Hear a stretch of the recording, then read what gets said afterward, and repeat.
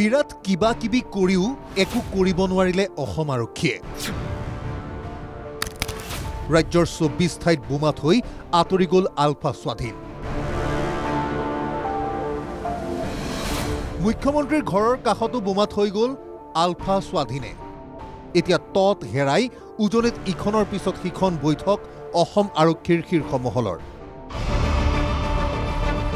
অসম আৰক্ষীয়ে গঠন কৰি দিয়া SITয়ে আলফা স্বাধীনৰ বোমা সংস্থাপনক লৈ তৎপৰতাৰে আৰম্ভ কৰিছে অনুসন্ধান। শিৱসাগৰত সংস্থাপিত দুটা IEDক লৈ 4জনক আটক কৰিছে এই বিশেষ তদন্তকাৰী দলে। ডিমুৰ পৰা আটক মিণ্টু চেতিয়াক, চৰাইদেউৰ পৰা আটক সমীৰ আহমেদ, বিদ্যুৎ বৰুৱাক, ডিব্ৰুগড়ৰ পৰা আটক ৰাজীৱ কলিতাক। 15 আগষ্টৰ দিনা স্বাধীনতা দিৱসৰ কাৰ্যসূচী উদযাপনৰ পিছতেই ফটোসহ বোমা সংস্থাপনৰ তথ্য দি ৰাজ্যত জোকাৰি পেলাইছিল আলফা স্বাধীনে। শিৱসাগৰৰ দ্বিতীয় অফিচৰ সন্মুখৰ এখন পৰিত্যক্ত বাহন আৰু BG ৰোডৰ কাষত উদ্ধাৰ হৈছিল দুটাকৈ সন্দেহজনক IED।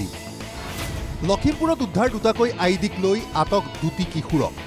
ডিব্ৰুগড়, শিৱসাগৰ, লখিমপুৰ, নগাঁও, গুৱাহাটী, নলবাৰীত প্ৰায় 2 দিন ধৰি চলিছিল আলফা স্বাধীনে সংস্থাপন কৰি থৈ যোৱা বোমা উদ্ধাৰৰ বাবে অসম আৰক্ষীৰ শ্বাসৰুদ্ধকৰ অভিযান। ৰাজ্যজুৰি তীব্ৰ আতংকৰ সৃষ্টি কৰিছিল 24টা স্থানত আলফা স্বাধীনে সংস্থাপন কৰা এই বোমাই। স্বাধীনতা দিৱসক লৈ তথাকথিত নিশ্চিদ্ৰ নিৰাপত্তা বিহু গঢ়ি তোলা অসম আৰক্ষীৰ এই ব্যৰ্থতাক ধিক্কাৰ গঞ্জনাৰে উপচাই পেলালে অসমৰ ৰাইজে। তাৰ পিছতে প্ৰতিখন জিলাতে SIT গঠন কৰি তদন্ত আৰম্ভ কৰিলে অসম আৰক্ষীয়ে। শনিবাৰে শিৱসাগৰত ৰুদ্ধদ্বাৰ বৈঠকত মিলিত হ'ল অসম আৰক্ষীৰ শীৰ্ষ মহল। দেওবাৰে ডিব্ৰুগড়ৰ লাহোৱালত হ'ল শীৰ্ষ আৰক্ষীৰ বৈঠক। ডিব্ৰুগড়ৰ দৌলত সিং মেগী গেষ্ট হাউচৰ সভাকক্ষত অনুষ্ঠিত হয় প্ৰথমখন বৈঠক। বিশেষ DGP হৰমিত সিং, IGP পাৰ্থ সাৰথী মহন্ত, IGP সত্যনাৰায়ণ হাজৰিকাই ডিব্ৰুগড়, তিনিচুকীয়া, ধেমাজি, লখিমপুৰ আৰু শদিয়া জিলাৰ আৰক্ষী অধীক্ষকসকলৰ সৈতে বৈঠকত বহি পৰ্যালোচনা কৰে আইন শৃংখলাজনিত পৰিস্থিতিৰ।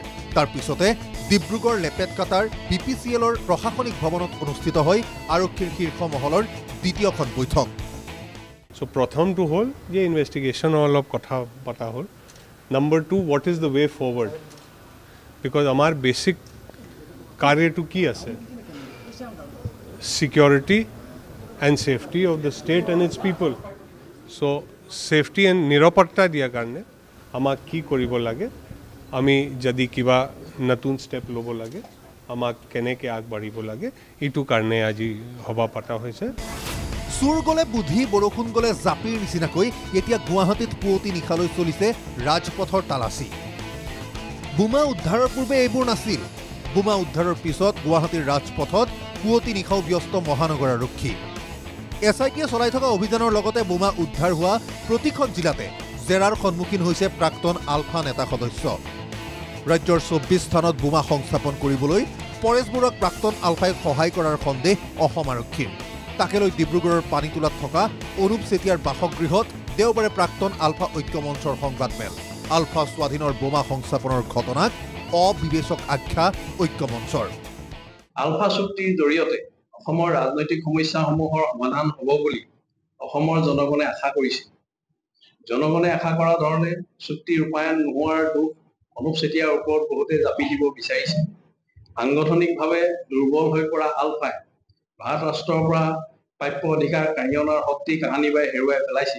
নিৰ্মম হ'লে ইয়ে বাস্তৱ, ইয়াৰ অস্বীকাৰ কৰাৰ উপায় নাই। চেতিয়াদেৱৰ প্ৰাগগৃহত বোমা সংস্থাপনৰ কথাটোৱে প্ৰমাণ কৰে যে অতীতত কৰি অহা ভুলৰ পৰা শিক্ষা আলফা স্বাধীনে এতিয়াও গ্ৰহণ কৰা।